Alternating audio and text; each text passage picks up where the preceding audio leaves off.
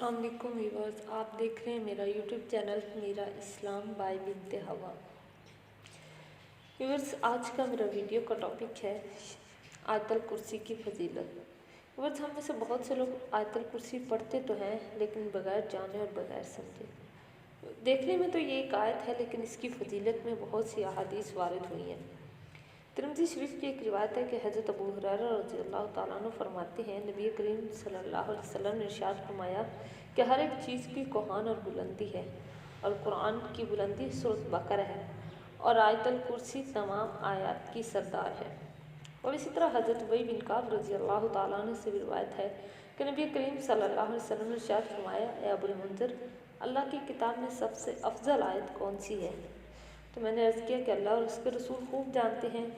आप सल्लल्लाहु अलैहि वसल्लम ने इरशाद फरमाया कि अबुल मुंज़िर, अल्लाह की किताब में से सबसे बड़ी आयत कौन सी है?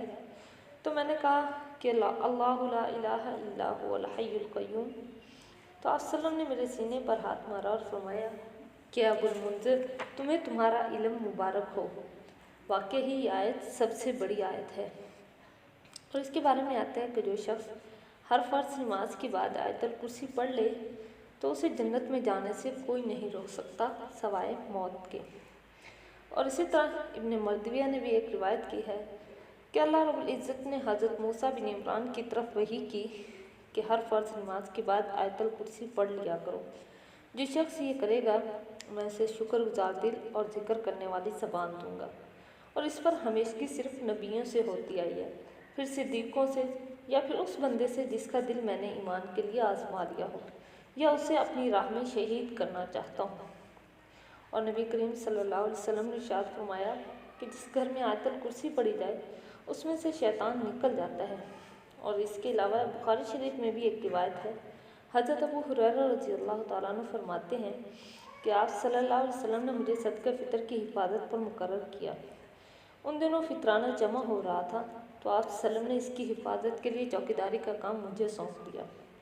तो रात के वक्त एक शख्स आया और गला चोरी करने लगा, तो मैंने उसे पकड़ लिया और कहा कि मैं तुझे नबी करीम सल्लल्लाहु अलैहि वसल्लम के पास ले जाऊंगा। तो वो कहने लगा कि मैं मोहताज हूँ, अयालदार हूँ, तकलीफ़ में हूँ। फरमाते कि फिर मैंने उसे छोड़ दिया। जब सुबह हुई तो आप सल्लल्लाहु अलैहि वसल्लम ने मुझसे पूछा कि तुम्हारे कैदी ने क्या कहा था? मैंने कहा, या रसूलल्लाह, उसने मोहताजी और अयालदारी का शिकवा किया था, तो मुझे रहम आ गया, इसलिए मैंने उसे छोड़ दिया। आप सल्लम ने इरशाद फरमाया कि ध्यान रखना, वो झूठा है, वो फिर तुम्हारे पास आएगा। चुनांचे अगली रात वो फिर आया और वो गला फिर चोरी करने लगा। फरमाते कि मैंने फिर उसे पकड़ लिया और कहा कि आज ज़रूर मैं तुम्हें नबी करीम सल्लल्लाहु अलैहि वसल्लम के पास ले जाऊंगा। उसने फिर वही बात की, मैंने फिर उसे छोड़ दिया। और फिर अगली सुबह फिर नबी करीम सल्लल्लाहु अलैहि वसल्लम ने पूछा कि अबू हुरैरा, तुम्हारे कैदी ने क्या कहा? मैंने फिर आप सल्लम को वही जवाब दिया।